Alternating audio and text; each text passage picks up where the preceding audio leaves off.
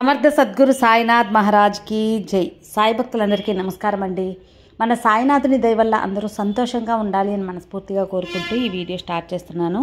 ఇక ఈరోజు వీడియోలో మనం చూడబోయేది ఏంటి అంటే, బాబా గారి ప్రియమైన భక్తుడు, బాబా అంటే ఎంతో ఇష్టమైన కాకా సాహెబ్ దీక్షిత్ గారి గురించి ఒక అద్భుతమైన విషయం గురించి మీతో షేర్ చేయబోతున్నాను. బాబా ఆయన్ని ఎలా కాపాడారు, ఎలా ఆయనకి ఆదరవు ఇచ్చాడనేది ఇప్పుడు విందామా. ప్రపంచంలో జీవిస్తూ సాయి సేవ చేసుకోవడమే శ్రద్ధ. ప్రపంచంలో సాయి సేవ కోసమే జీవించడం నిష్ఠ.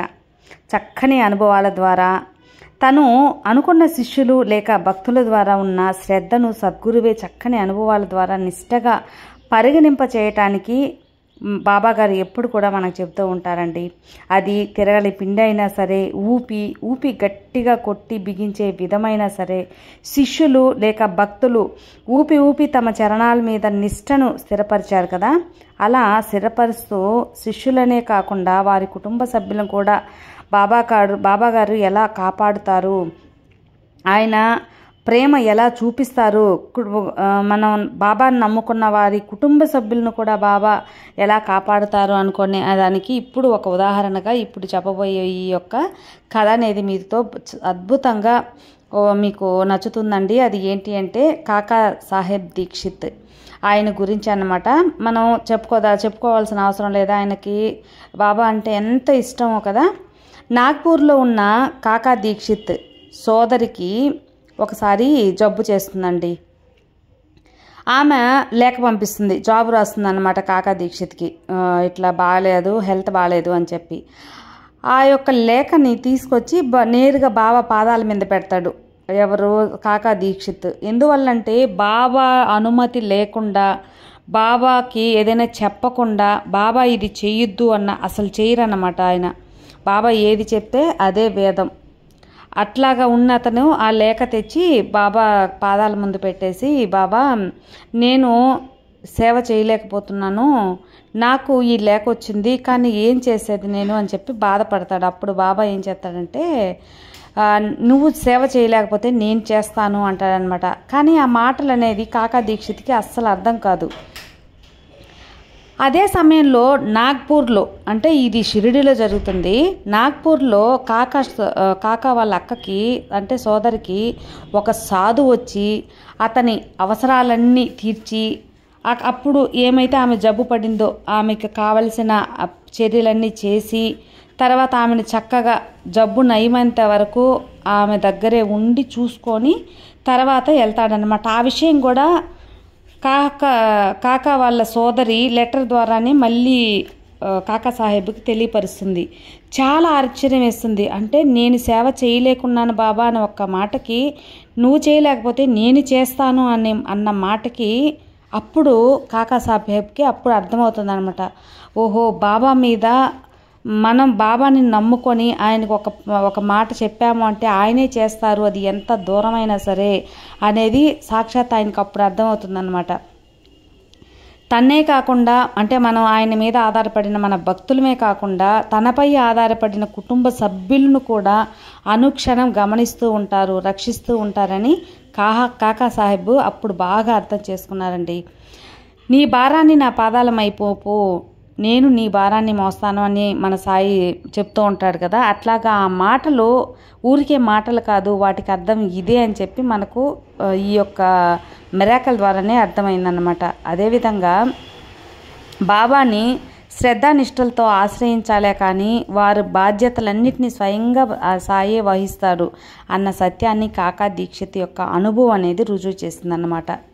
అలాగే మన బాబాగారు ఆయన చరణాల పట్ల పూర్తిగా నమ్మకం ఎవరైతే పెట్టుకొని ఉంటారో వాళ్ళు ఏ పని చేయబోయినా కూడా అది చిన్నదైనా పెద్దదైనా సరే అది బాబాకి తెలిపి ఆయన అనుమతి తీసుకున్న తర్వాతే చేసేవారన్నమాట. బాబాగారి ఆజ్ఞ లేకపోయినా, అది సొంత అభిప్రాయానికి విరుద్ధంగా ఉన్నా, అంటే ఇప్పుడు కాకా సాహెబ్కి ఒక పని ఇష్టం, ఆ పని చెప్పాడు కానీ అది బాబాగారు చేయొద్దు అన్నారనుకోండి, ఆపేస్తారనమాట. అది కుటుంబ సభ్యులు నచ్చకపోయినా ఆయన చెప్పిందే వేదంగా ఇంకా మరో మాట అనేది మాట్లాడకుండా బాబా ఏది చెప్తే అదే చేస్తాడు కాకా సాహెబ్. కాకా దీక్షిత్ ఒక్క మాటలో చెప్పాలంటే సాయి దర్బార్లో ఎంతమంది శిష్యులున్నా సరే కాకా దీక్షిత్ యొక్క స్థానం అనేది ప్రత్యేకమైనదేనండి. గురుసేవా తత్పరులు, గురువు ఆజ్ఞ ముందు గౌరవం ఉన్నవారు, తమ ఇష్టాయిష్టాలను ఆలోచనలు గురువు పాదాల దగ్గర ఉండేవాడే నిజమైన శిష్యుడని నమ్మేవాడే కాకా. గురువు ఆజ్ఞను పరిపాలించే సేవకులు స్వతంత్రంగా ఆలోచించరు. గురువు ఆజ్ఞను పాటించేవారు మంచి చెడులు సాధ్యాసాధ్యాలను చూడరు. అంటే ఏది మంచి ఏది చెడు అని తెలిసినా కూడా గురువు ఏది చెప్తే అది వినేవాడనమాట. ఆ దాంట్లో మొదటి స్థానంగా కాకా దీక్షిత్ బాబా గారికి అంత గొప్ప శిష్యుడని చెప్పుకోవచ్చు. దీక్షిత్ శుద్ధ సత్వ గుణం గల ధీరుడు, మహామేరు పర్వతం వలె దృఢ నిశ్చయం గలవాడు. మేక ప్రాణాలను ఎలా తీయాలా అన్న ఆలోచన అతన్ని సోకనే లేదు. గురువు ఆజ్ఞయే ప్రమాణమని తలచి అతని కోమల అంతఃకరణలో విచిత్రమైన ప్రేరణ అనేది కలిగి మేక ప్రాణాలు తీయటానికి ముందుకొచ్చాడు. కించింతైనా సంకోచించలేదు. గురువు ఆజ్ఞ మాత్రమే పరిపాలించాలన్నదే ఆయన లక్ష్యం. ఆ లక్ష్యాన్ని తలుసుకొని మనసుని దృఢంగా చేసుకొని కత్తిని చేపట్టుకున్నాడు దీక్షిత్. సద్బ్రాహ్మలు అయినా సరే ఇంతటి హింసకు సిద్ధపడ్డాడు అంటే బాబా మీద భక్తే కదండి. గుండె దడదడలాడినా చెమటలు పట్టినా సరే, మనస కర్మ శబ్దం ప్రహారం తెలిసినా సరే, శాస్త్ర పరిహారం చేయటమా ఎంత కఠినమైన సంఘట వచ్చినా సరే గురు వచనాలను అనుమానించి వారికి వేరుగతి లేదు అనేది నమ్మేవాడే కాకా దీక్షిత్. పైగా వారి పూర్వ కర్మలు నిశ్చయంగా నశిస్తుంది.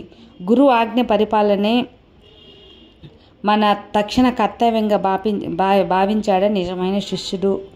అందులో గట్టిగా మనకు కాకా దీక్షిత్ వచ్చి తెలుస్తారనమాట. ఎందువల్లంటే అది మేక గురించి మన సచరిత్రలో చదువుకునే ఉన్నాం కదా. సద్బ్రాహ్మణుడైనా సరే ఆ మేకను నరకమని చెప్పి బాబా వచ్చి ఆజ్ఞ పెడతాడు.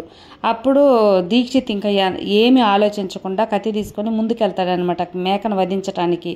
తర్వాత బాబాకే పాపమని, ఆగు దీక్షిత్ వద్దు, ఇంత బ్రాహ్మణ ఇదిలో ఉండి నీ మనసు ఒప్పుకోకపోయినా ఎందుకు చేస్తున్నావు అని చెప్పి మళ్ళీ ఆయనే అంటాడనమాట.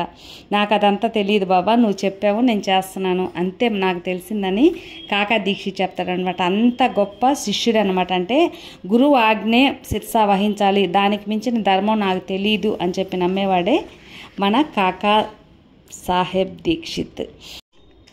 ఈరోజు గురువారం కదండి. ఈ బాబా గారి అత్యంత ప్రియమైన శిష్యుల్లో ఒకరైన, బాబా అంటే ఎక్కువ ప్రీతికరంగా గురు తర్వాత ఏదైనా నమ్మే కాకా సాహెబ్ దీక్షిత్ గురించి విన్నారు కదా. మరికొన్ని విషయాలు మరొకసారి మీతో షేర్ చేసుకుంటాను. ఈ యొక్క వీడియో మీకు అందరికీ కూడా మనసుకి ఆనందంగా బాబా గురించి మరిన్ని విషయాలు తెలుసుకునే ఒక ఆసక్తి కలిగిస్తుంది అని అనుకుంటున్నాను. నచ్చితే లైక్ చేయండి, మరికొంతమందికి షేర్ చేయండి.